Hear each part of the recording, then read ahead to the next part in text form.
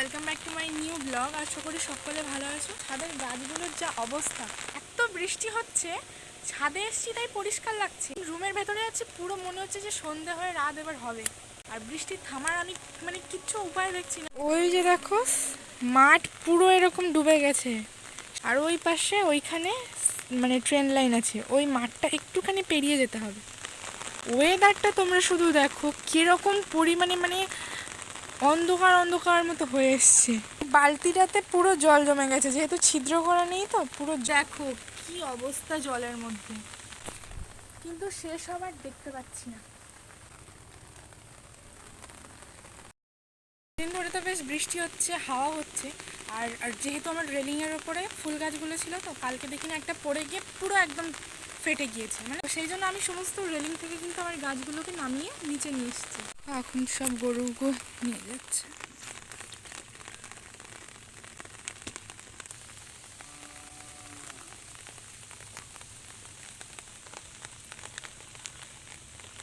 আজকের তো বৃহস্পতিবার, সেই জন্য বাড়িতে ফল ছিল, কলা ছিল, গাছের কলা, শশা নিয়ে এসেছিলো। আর আমি তো কালকে বাতাসা কিনে এনেছিলাম, তো সেটা দিয়ে আজ ঠাকুরকে ভোগ দিয়েছি।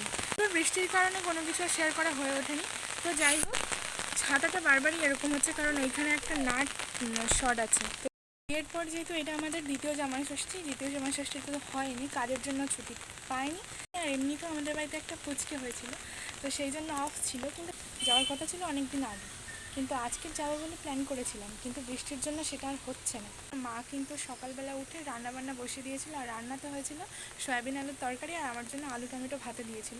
বৃষ্টি থামলে বেরোবে।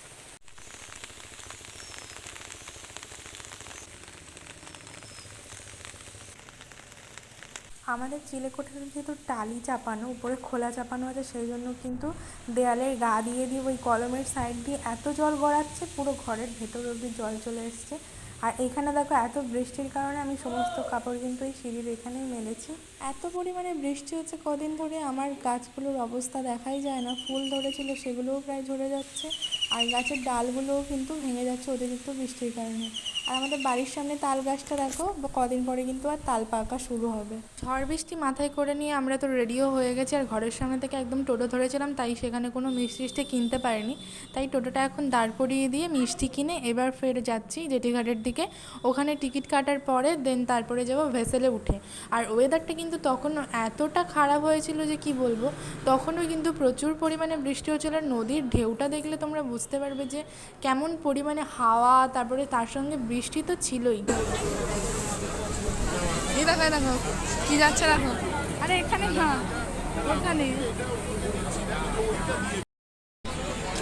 আমার ক্যামেরা এখানে ফেটে গেছে। টিকিট কেটে দুজনায় উঠলাম ভ্যাসেলে, একটাও সিট খালি ছিল না। প্রায় অনেক মানুষই দাঁড়িয়ে দাঁড়িয়ে আমরা আসছিলাম। তো এটাই কষ্টের যে টানা 1 ঘন্টা মতো আমাদের ওই ভ্যাসেলের মধ্যেই দাঁড়িয়ে থাকতে হয়। এখন তো একটু কম আছে, যখন প্রচুর পরিমাণে লোকজন যাওয়া আসা করে তখন এতটা ঠেসাঠেসির মধ্যে থাকতে হয়। তো বৃষ্টির মধ্যে তাও কিন্তু প্রচুর যাত্রী ছিল। তো নদীর এপাশ ওপাশের একটা গল্প, আমাদের যত কষ্টই হোক না কেন, কাজের জন্য হোক বা কিছুর জন্য হোক, আমাদের কিন্তু যাওয়া আসা চলতেই থাকবে। হ্যাঁ, কদিন পরেই আবার ব্রিজটা হয়ে যাবে, ব্রিজ হয়ে গেলে কিন্তু সেরকম আর কোনো টেনশনই থাকবে না। নদীপথে তখন কিন্তু খুব কম চলাচলই হবে। তো ব্রিজটা হতে কিন্তু অনেকটাই সময় লাগবে প্রায়। তো এখন মোটামুটি টানা 1 ঘন্টা দাঁড়িয়ে থাকার পরে এপাশে কিন্তু ঠেকলো। এবার কিছুক্ষণ পরে কিন্তু এবার যাত্রী ওঠাও শুরু হবে। আর এই বৃষ্টির মধ্যে পুরো জায়গা কিন্তু একদম পিচ্ছিল হয়ে গেছিলো। বলতে বলতে কিন্তু টোটো ধরে তারপরে আমরা চলে এলাম বাড়িতে এসে দেখো, নিজের বাড়িতে ছোট থেকে যেখানে বড় হয়েছি 21টা বছর, সেখানে এসে আতিথেয়তা আপ্যায়ন করে আমার মা। তো সেটা ভীষণই ভাল লাগে। তো কি বলবো, আর সঙ্গে করে দেখো মিষ্টি অনেক অনেক কিছু নিয়ে এসেছিলাম। কি জল বাড়ালি না রসগোল্লা ফেটে গেছে, ধারা ধারা। এটা আমার কর্তব্য যে আমি যখন এই বাড়ি থেকে আমার শ্বশুরবাড়িতে যাই তখন কিছু না কিছু নিয়ে যাই। আবার যখন শ্বশুরবাড়ি থেকে বাপের বাড়ি আসি তো সেখানে অনেক অনেক কিছু নিয়ে আসি। অনেক কিছু মায়ের জন্য নিয়ে এসেছি, যেমন আমি নিজের হাতে বানিয়েছিলাম আচার, অনেক কিছুই বানিয়েছিলাম, সেগুলো কিন্তু মায়ের জন্য নিয়ে এসেছি। আর আমাদের পুচকেটার জন্য সবে যে একটা নতুন সদস্য হয়েছে আমাদের বাড়িতে, ওর জন্য একটা জামা এনেছি, যেহেতু আমি ওর একমাত্র পিপি হই। তো তো সেই জন্য ওর জন্য জামা এনেছি। পুচকি আসার কথা ছিল, আমি কিন্তু একদমই জানতাম না ও আসতে, কিন্তু আমি সত্যি নিজেই সারপ্রাইজ হয়ে গেছি। তো ওদের জন্য খাবারও এনেছিলাম, ওকে বার করে দিচ্ছিলাম খাবারটা। না, শুনতে পাইনি।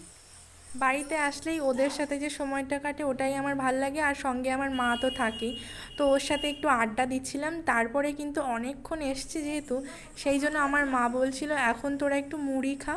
আর বাবা কিন্তু, আমি আসার সময় বাবার সাথে দেখা করে এসেছিলাম, আর মা বলে দিয়েছিল কি কি আনতে হবে, তাই সমস্ত বাজার করে কিন্তু বাবা আমার হাতে পাঠিয়ে দিয়েছিল। আর এখানে ব্যাগের মধ্যে ছিল শসা, টমেটো, তারপরে ছিল চানাচুর, আরও অনেক অনেক কিছু। তো এই সব দিয়ে আজকে মা মাখাবে মুড়ি, আর এই মুড়িটাই আজকে সন্ধ্যাবেলার টিফিন। যেহেতু এসে শুধুমাত্র আমরা শরবত খেয়েছি, আর যেহেতু অনেক আগে ভাত খেয়েছিলাম তাই খিদেও পেয়েছে প্রচুর। আর মাসি পুচকি আসছিল বলে তাদের জন্য কিন্তু মুড়ি মাখানো হচ্ছিল। আজকে ভিডিও এই পর্যন্তই, টাটা, সবাই ভালো থেকো, সুস্থ